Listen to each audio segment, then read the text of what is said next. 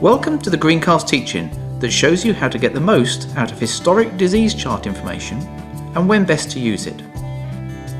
GreenCast provides a valuable record of turf disease risks that occurred on your course over recent seasons. The information can help to give a better understanding of what happened and why, as well as a great indication for actions required in the future to help prevent attacks and stop damaging loss of turf quality. To view your historic disease records, select Weather and Disease Forecasts in the top bar, then click on the Historic Disease Charts button that appears in the drop-down menu. This will open a page where options for choosing specific diseases of interest for your course and over any period of time may be selected. You can search the records in any way that you wish, but typically you'd first select the time period that you want to look at, for example the autumn and winter of the previous season. Then select the disease or diseases that you want to track by clicking on the relevant box. We'll use Fusarium patch in this case. Then click on the refresh button and the requested information will be displayed. To compile this, GreenCast searches a huge database of weather and disease records, so it may take a few seconds to appear. Now take a look. If this isn't the information you need, you can change the dates or select any combination of diseases at any one time.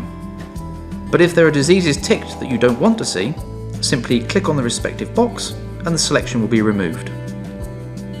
Shorter date periods show disease risks on a daily basis. Click on the refresh button each time and the new information will be displayed. You can get more information on any of the diseases at any time, including identification and management advice, by clicking on the relevant disease notes in the grey box on the left-hand side of the screen. The autumn to winter 2010 data that we generated earlier highlights another valuable use of the historic disease charts, where it picked up 3 very distinct periods of intense Fusarium disease pressure that occurred over the course of the winter. It really demonstrates how well-timed preventative fungicide applications ahead of these periods of risks, shown by the green arrows, would have provided the optimum protection of turf quality.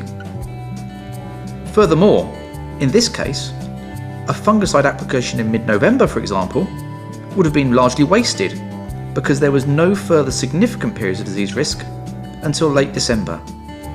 This really reinforces the value of disease forecasting in helping to time fungicide applications more effectively.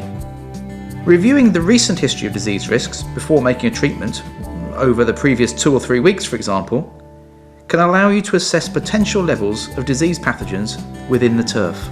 And it will help you to select the most appropriate fungicide option to target the disease risk and its stage of development.